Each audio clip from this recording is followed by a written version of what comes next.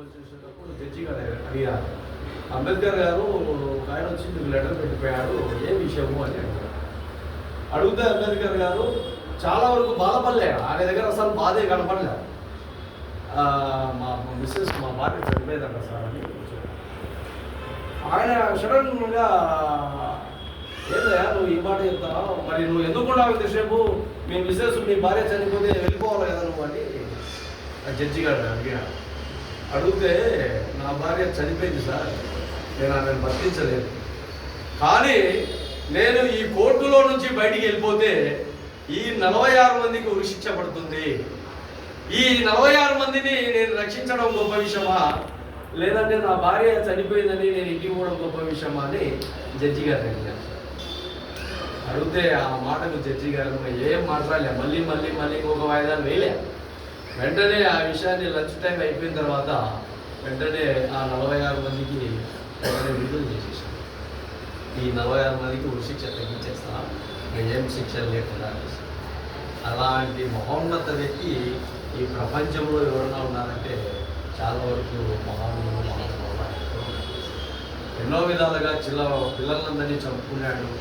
చాలా వరకు ఫుడ్ కూడా లేకుండా కొన్ని రోజులు ఉన్నాయి, బట్టలు కూడా లేని రోజుల్లో ఒక మహోన్నత వ్యక్తిగా ప్రపంచవ్యాప్తంగా తెలిసిన వ్యక్తి, ఎన్నో సామాజిక వర్గాలను చైతన్యపరిచిన వ్యక్తి, ఎన్నో విధాలుగా వాళ్ళ కష్టాలలో సుఖాలలో ఈరోజు రిజర్వేషన్ ఫలాలలో, ఉద్యోగ అవకాశాలలో, రాజకీయ అవకాశాలలో ఈరోజు మేధావితనంగా మనము జీవిస్తున్నామంటే మహానుభావుల ఆశీర్వాదం, వాళ్ళ ఆలోచన విధానాలు, వాళ్ళ రచనలు, వాళ్ళ రాజ్యాంగ విధి విధానాలు మనందరం ఈరోజు ఈ విధానం కలుసుకోవడం జరుగుతుంది.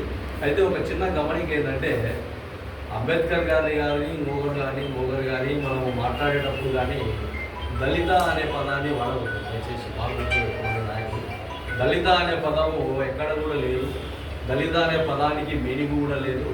దళిత అనే పదాన్ని మనమే క్రియేట్ చేసుకొని మనమే ఈ దళిత పదాన్ని వాడతాం.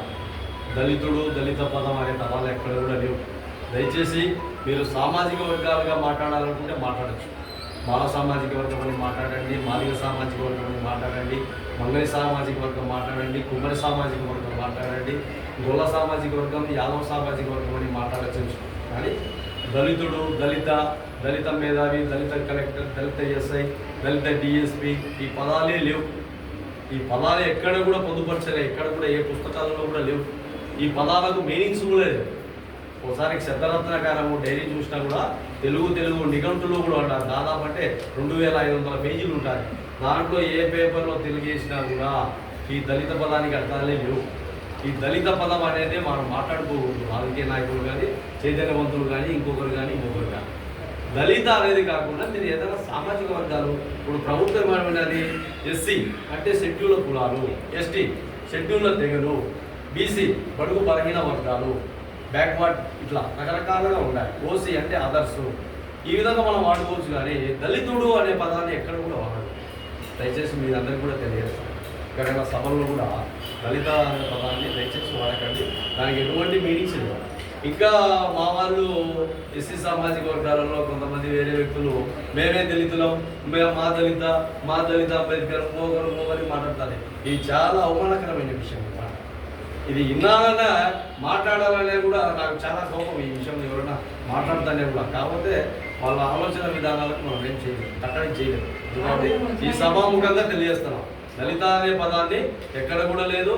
నిన్న మహారాష్ట్రలో కూడా ఒక ఎస్పీ గారు అన్నారు, దళిత పదం అని ఒక కానిస్టేబుల్ ఎస్ఐలు మాట్లాడుతుంటే హృదయం దళిత పదం మాట్లాడని వెంటనే ఆ మాటలు మాట్లాడకండి ఒక ఎస్పీ మాట్లాడారు బయట. కలెక్టర్ గారు కూడా ఈ మధ్య వార్నింగ్ ఇచ్చాడు, ఎక్కడైనా కానీ జిల్లాలో ఈ దళిత పదాన్ని అచ్చు వేసినా, ఇంకొకటి చేసినా మీ మీద చట్టపరంగా శిక్ష తీసుకుంటారు. అందుకు కాబట్టి దళిత పదం అనేది కడుపులో వాడకం ఓకే.